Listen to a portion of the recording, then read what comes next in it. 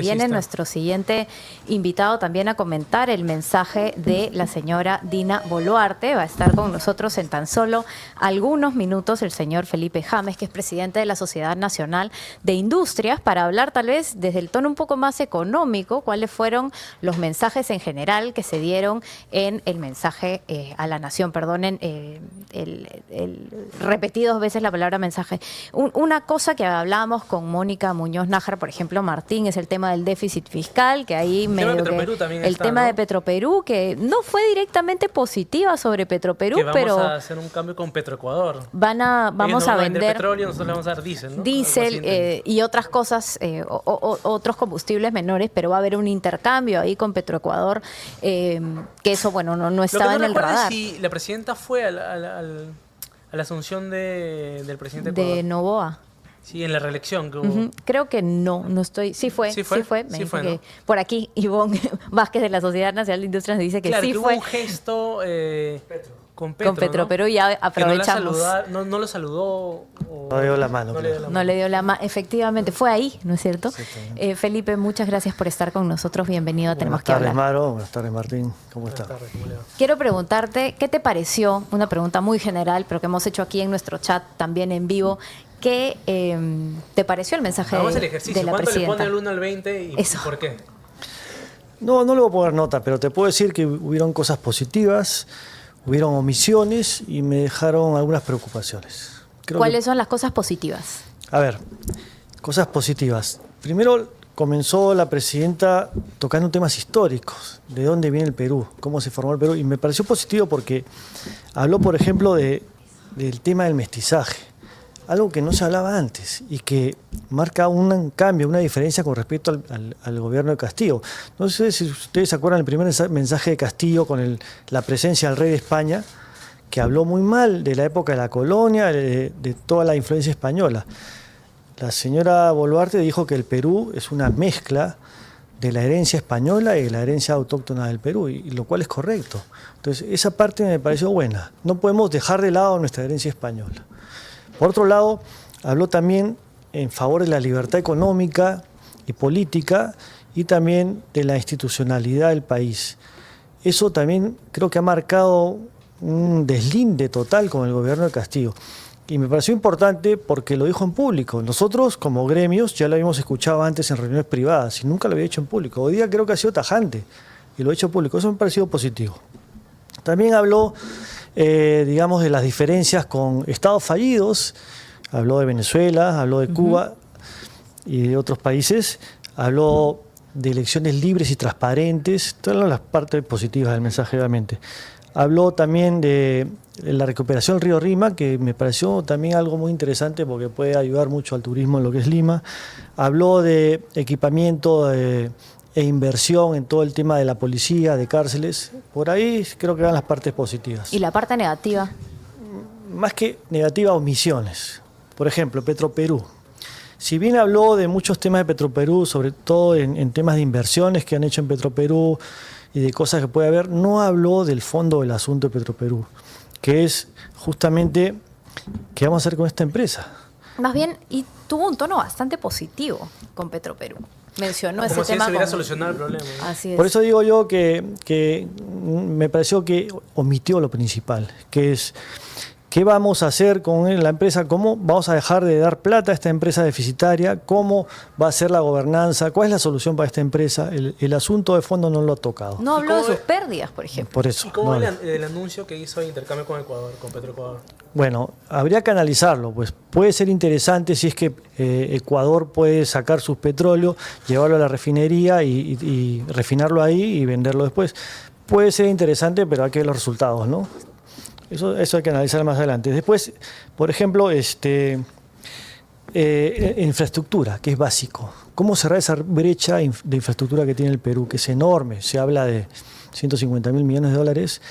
Se habló de muchos proyectos de infraestructura, pero están ahí en el aire, no se avanza. Pero pequeños, además. Construimos muy lento en el Perú.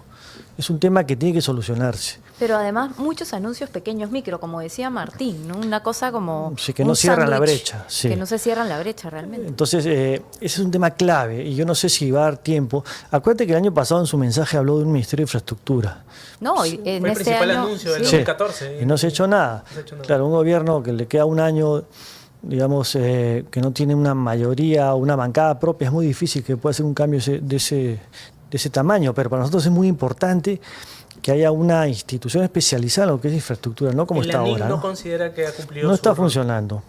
Yo creo que tiene que haber un ministerio que englobe un montón de organismos, que es un poco lo que quiso hacer el ex ministro Salardi. No sé si Cuando ustedes se estos acuerdan. 14 instituciones Sí, que, adscritas. Pero Felipe, exactamente. ahora que además estamos con las cuentas tan ajustadas, ¿es una buena idea continuar con esto, con hacer un nuevo ministerio Ahí, que genera tanto gasto? Pero, a ver, si lo dejas así, abres un ministerio nuevo, tú dices otro ministerio más, pero no, pues, tiene que ser un ministerio que englobe un montón de organismos y junte otros ministerios. De eso se trata. Pero ahí van las preocupaciones que te decía al comienzo. Te dije que habían cosas positivas, omisiones y preocupaciones.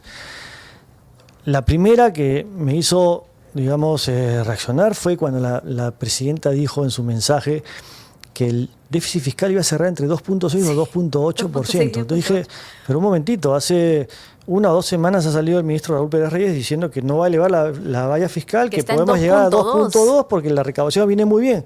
Entonces digo, ¿qué pasó? La presidenta corrigió a su ministro. Yo creo que es necesario que el ministro salga a aclarar el tema. Y de hecho lo vamos a tener justo después de esta entrevista. Tenemos agendada Eso, una entrevista esa es con la el ministro de principal Economía. preocupación que me ha generado, porque yo... Además el rango bastante es como si volvieran a cambiar Sí. la regla. Es más, yo he hablado varias veces con el ministro Raúl Pérez Reyes en las últimas semanas y él me decía, al comienzo apenas asumió la cartera, dijo, vamos a elevar la valla a 2.8.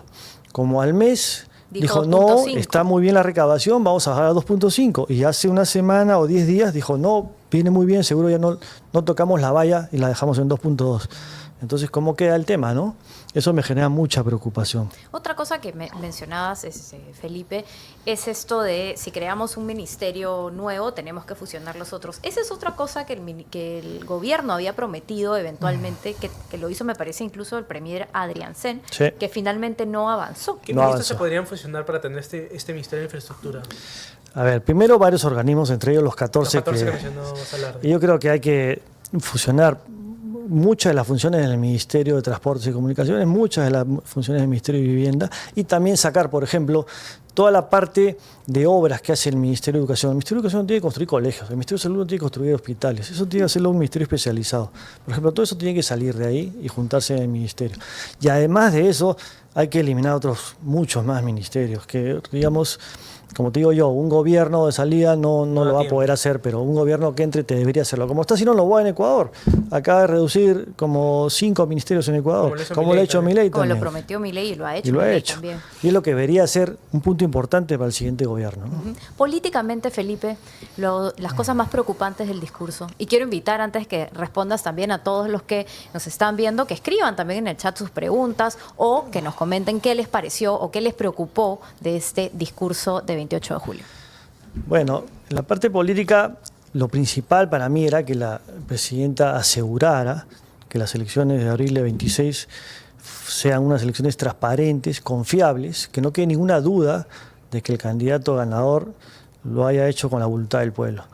Ha dicho que lo va a hacer y espero que se cumpla. O sea, eso se verá en su momento, pero creo que era importante. Luego, obviamente la parte de protestas de algunos congresistas de izquierda era un poco de esperar también, ¿no? Estamos en época electoral y querían un poco de cámara también para hacerse notar y además con el deslinde que hizo la presidenta con respecto al gobierno Castillo, obviamente ellos fueron los que más saltaron, ¿no? Pero fuera de eso, obviamente el tiempo del mensaje, como muchas personas piensan, creo que un mensaje de este tipo debe ser más resumido, un poco más corto también. Y eso Bueno, también es una puede crítica cansar, desde ¿no? el año pasado, es un discurso hemos tenido 4 horas de discurso este año. y pudo ser más, ¿no? La selección le llegó a decir porque estaba en la parte final de su discurso, Eso es lo que no pero estoy... ella se ha cortado Ella y no ha terminado. ha cortado la versión del discurso que teníamos. Sí, todos teníamos la versión del discurso, faltaban como 12, 15 páginas por 15 ahí. páginas, sí. 15 páginas, se cortó y ya no sé si logró decir lo de las elecciones, creo que no. Mira, pero está en el discurso, ¿no? En el original. Claro, el tema es que lo tenemos pocas personas versus la masividad que debería escuchar el mensaje fuerte y claro. ¿Y cómo vienen evaluando el trabajo de los ministros para este último año, ¿no? Que es muy importante para la articulación Sí. para poder ¿Y cómo ha cerrar? sido el retomar estas reuniones que antes eran bastante más seguidas, luego tuvo como ¿Te refieres al MEF o te refieres en general? En general, bueno, las últimas reuniones han sido con el MEF, las que se han No, retomado. y también con el primer ministro hemos tenido varias, y con Cancillería también. Y con Produce, como siempre, por el mismo hecho que Produce es el que ve todo el tema de la industria, tenemos reuniones muy frecuentes, ¿no? Con el primer ministro han sido muy buenas reuniones, hemos, digamos, hablado de varios temas. Con el MEF hemos retomado todo el tema de regulación y destrave que habíamos trabajado con el ministro Salardi. Se generaron más o menos más de 500 medidas de destrave y regulación. Hoy día la presidenta dijo que se han aplicado cerca de 250 y tantas, si no me equivoco, y falta el resto. Esperemos que ya se comiencen a aplicar rápidamente, porque es parte de lo que hemos trabajado para agilizar la economía. ¿Qué implican estas medidas de destrave? Son de todo tipo, de todos los sectores. La Asociación Nacional de Industrias ha propuesto 70 más o menos aproximadamente de estas medidas, el resto vienen de otros gremios. Por ejemplo, hay medidas como el silencio administrativo positivo, medidas como la reducción de los feriados, medidas que... Lo de la reducción de los feriados todavía no es Todavía una no, realidad. y lo estamos presionando para que se haga, porque realmente no puede ser que tengamos tantos feriados. ¿Esto Eso tiene que afecta pasar por mucho el Congreso? la economía. Sí, tiene que pasar por el Congreso. Lo hemos conversado también con el expresidente Salguana y lo conversaremos en su momento con el nuevo presidente también. ¿Se ve que el nuevo Congreso esté dispuesto a reducir los feriados que ellos mismos además han incrementado? Bueno, habrá que explicarle pues todo el daño que le hace a la economía, ¿no? Además, valgan verdades, el año pasado se cumplieron 200 años de la batalla de Junín de Ayacucho. Está bien, la celebramos con feriados, pero ya pasaron los 200 años. Vamos a celebrar el 201, el 202, el 203 de Junín de Ayacucho. Yo creo que no hace falta, ¿no? Esos dos feriados deberían salir de una vez y hay 2 o 3 más que también se pueden conversar, ¿no? Hay un tema de los aviones, Felipe, que de hecho aquí también nos pone Giancarlo Denis Santoyo, que nos está viendo. Y los aviones, ha sido una cosa que también ha mencionado la presidenta. Los aviones caza. Bueno, no dijo nada, todo el mundo esperaba primero que sea el 23 de julio, Día de la Fuerza Aérea Peruana, o el 28 de julio no se ha dicho nada, pero ya se dirá, hay que dejar que siga su proceso. Digamos que la Fuerza Aérea y las Fuerzas Armadas tendrán que decir por cuál escogen, ¿no? ¿Cómo visora usted la campaña electoral que se viene? Dura, ¿no? Dura y la verdad, con muchas interrogantes. ¿Cuánto falta para que se cierre la fecha para las alianzas? Pocos días. 2 de agosto. Pocos días. Ah, nada, ya ahorita. No, ahorita, No tenía la fecha en la inscripción, cabeza. Para solicitud de inscripción. ¿Y realmente crees que El pueda sábado. haber alianzas, sobre todo del lado de la derecha, que es lo que en Bueno, se realidad acaba de liar pareciera el que... señor Quiabra con el PPC, pero creo que debería haber más alianzas, pero cada vez lo veo más difícil, ¿no? Los egos son muy fuertes. Nadie quiere ceder. Es un gran problema acá en el Perú. Todo el mundo se cree destinado a salvar el Perú. No sé, es un problema y al final de cuentas eso va, digamos, contra la institucionalidad, porque al final cualquiera que gane va a tener un porcentaje muy bajo, ¿no?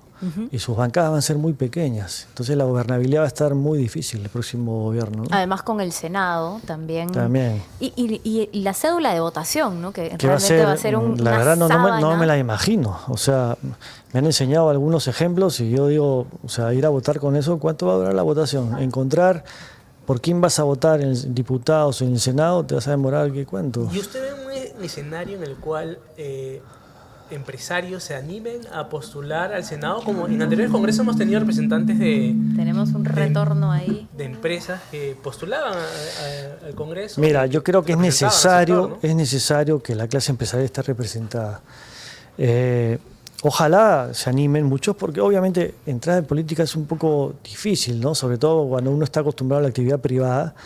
meterse en política, a veces tienes que descuidar todo tu tema privado de empresarial, pero yo creo que es necesario tener representación empresarial, porque son los empresarios los que conocen mejor que nadie la actividad económica.